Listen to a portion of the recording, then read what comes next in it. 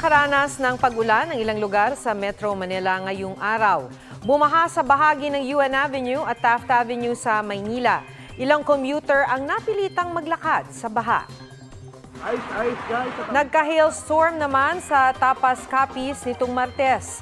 Ayon sa Pag-asa, nangyayari ang hailstorm kapag malakas ang ulan at hangin na dulot ng thunderstorm. Bukas, asahan pa rin ang mga pag-ulan.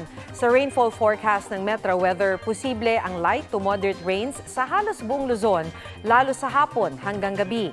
Asahan din ang mas malalakas na ulan sa ilang bahagi ng Central Luzon at Quezon.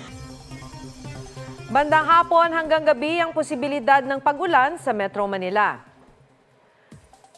Magiging maulan din sa eastern at western section ng Visayas. Halos buong Mindanao naman ang maaaring makaranas ng light to intense rains. Patuloy na pag-iral ng southwest monsoon o hanging habagat at localized thunderstorms, kaya mag-ingat sa pagbaha at pagguho ng lupa. Huwag magpahuli sa mga balitang dapat ninyong malaman. Mag-subscribe sa GMA Integrated News sa YouTube. Sa mga kapuso abroad, subaybayan nyo kami sa GMA Pinoy TV at sa www.gmanews.tv.